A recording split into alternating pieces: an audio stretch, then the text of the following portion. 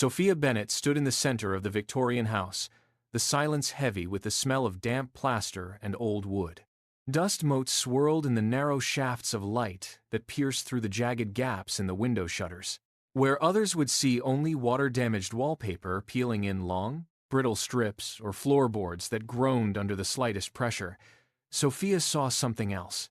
She stepped forward, her boots crunching on debris, and raised a hand to trace the lines of the original crown molding. She did not see the grime or the years of neglect. She closed her eyes for a heartbeat, and the room began to shift. The sagging ceiling straightened, the shadows retreated, the walls regained their structural rhythm. She was an interior designer, yet she was already training her mind to look past the surface of things. She opened her eyes, the mental blueprint still vivid against the reality of the ruin. Every crack in the plaster was merely a line to be corrected. Every missing fixture was a space waiting for a purpose. She walked the length of the hall, her gaze dissecting the geometry of the house, calculating load, light, and flow. She stood in the center of the decay, and for her, the house was already whole. The final walkthrough of the renovation took 20 minutes. Sophia led the homeowner through the foyer, pointing out the seamless joinery and the way the morning light caught the new fixtures. The owner looked around, nodded once, and handed over an envelope.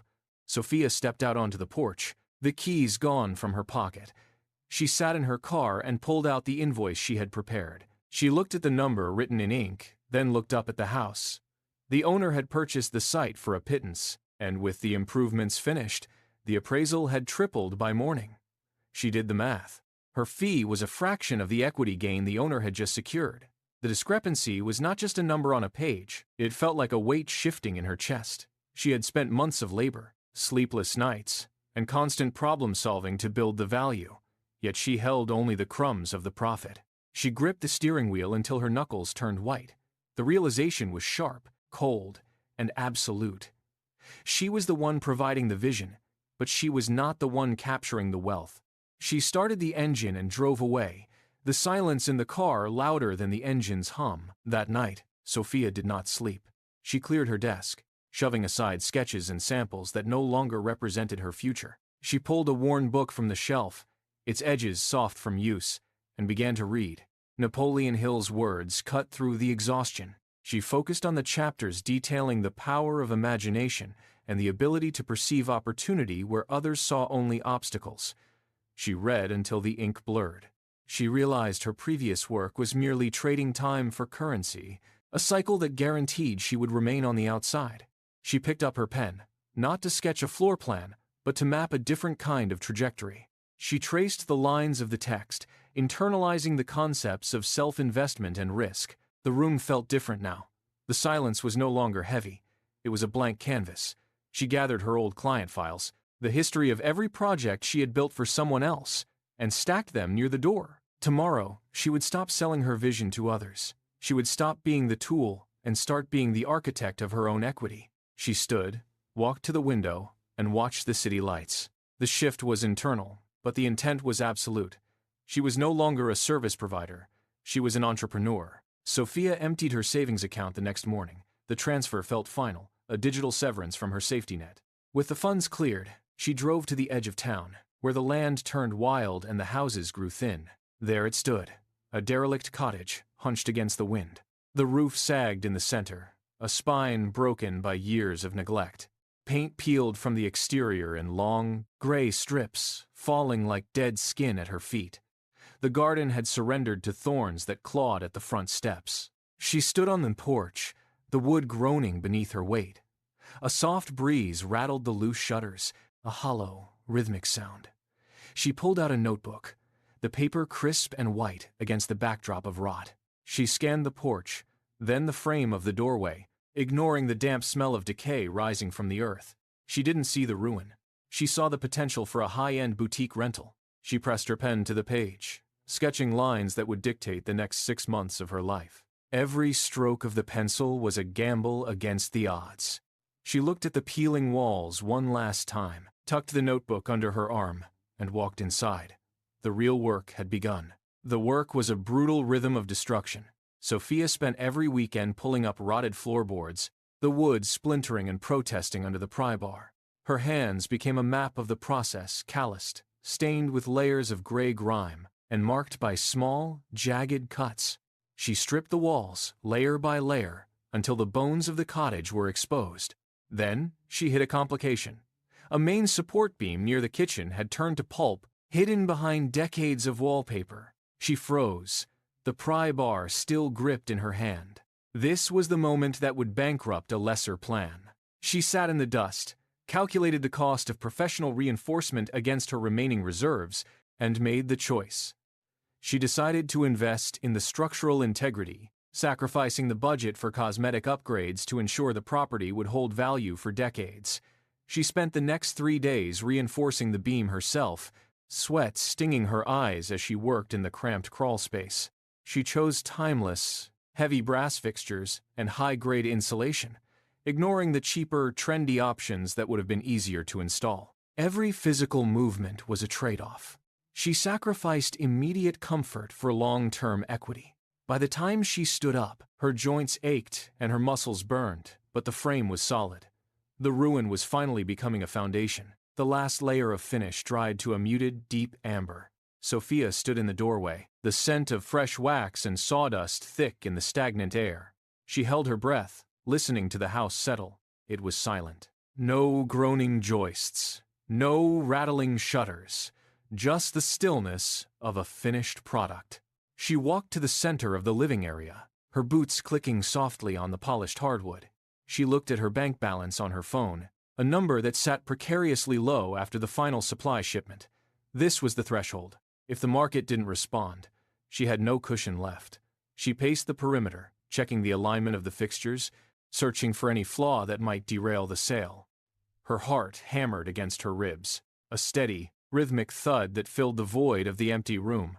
She moved to the window and pulled the heavy drapes back. A shaft of golden afternoon light pierced the glass, cutting across the room and settling directly onto the grain of the wood. The floor glowed, the light revealing the depth and quality of her work. She stared at the spot where the light hit, waiting for the doubt to pass. The house was ready. The risk was set. She turned, checked the lock, and walked out to list the property, leaving the potential fortune behind her in the quiet light. The listing went live on a Tuesday. By Thursday, the first viewing occurred, and by Saturday, the signed offer sat on her kitchen table. The sale price was significantly higher than her most optimistic projections. When the funds hit her account, she did not pause to celebrate. She did not buy a single luxury item or take a moment of rest. Instead, she sat at her desk with a map of the city spread out before her. She circled a property that had been abandoned for over a decade, a sprawling, overgrown structure with a collapsed roof and a reputation for being a money pit. She drove to the site that same afternoon, the engine of her vehicle humming as she navigated the outskirts of town. She stood before the iron gate, looking past the tangled vines and the broken glass to the architecture beneath. This was not just another project. It was a step into a different league of risk and scale. She pulled out her notebook, opened to a fresh page, and began to map the demolition. The cycle had not just repeated, it had expanded. She walked onto the property, stepped over a fallen fence, and reached for the front door, already visualizing the steel beams and glass walls that would replace the rot. The projects grew in size. What once took months now commanded years of synchronized labor. Sophia moved from single cottages to derelict multi-unit buildings. She spent her days managing contractors, sourcing steel, and calculating load-bearing capacities. The scale of the risk expanded with every square foot. During the renovation of a decaying tenement, the basement foundation buckled under the weight of the new support beams. The site manager called to halt all work, citing a total loss. Sophia arrived within the hour. She did not panic. She walked the perimeter of the foundation, studied the cracks, and sketched a new layout that redistributed the building's weight. She turned a structural disaster into an open concept lower level that doubled the property's market value. This was the shift. She was no longer decorating spaces, she was engineering them. She learned to read city zoning maps like blueprints for her own wealth. Each site was a puzzle of financial and physical constraints. She navigated the permitting process with the same intensity she applied to tiling a floor. She became a fixture in the local real estate circuit, known for taking the sites that others abandoned. Her portfolio expanded until the skyline of her own town carried the mark of her vision. A student approached her after a lecture, notebook in hand, asking for the secret to her rapid success. The student expected a complex breakdown of color theory, market trends, or architectural software. Sophia did not answer immediately. She gestured for the student to follow her across the office. She led them to a large window that framed the city skyline. Below them stood a massive block of buildings, gleaming in the morning light, which had once been condemned and boarded up. Sophia pointed toward the center of the structure. She waited until the student looked directly at the heavy, load-bearing walls that held the entire complex together. "Most people look at a wall and see a barrier," she said, her voice steady and deliberate. "They see a limit to where they can go. They stop their work the moment they hit one." She pressed her palm against the cool glass of the window. "I look at that same wall and see a foundation. If you want to build something that lasts, you have to stop trying to tear down the walls and start using them to carry the weight of your own ambition." By the time her net worth crossed the $1 million mark, the numbers felt like a secondary byproduct of her work. Sophia stood in the quiet of her final project, watching the sun track across the hardwood floors she had once obsessed over. She understood then that the design of a room and the design of a life required the same fundamental tool: the courage to see what does not yet exist. She had spent years clearing away debris, both in the houses she bought and in the doubts she carried. Every mistake, every late night, and every risk taken had been a deliberate stroke in the construction of her own reality. She pulled her notebook from her side, the same one she had carried since the days of the derelict cottage, and tucked it away. There was no more need to sketch the future. She had learned to inhabit it. She walked to the door, turned the handle, and stepped out into the city she had helped reshape. She had turned her sight into a fortune, one room at a time, and for the first time, she did not look at the walls as limits.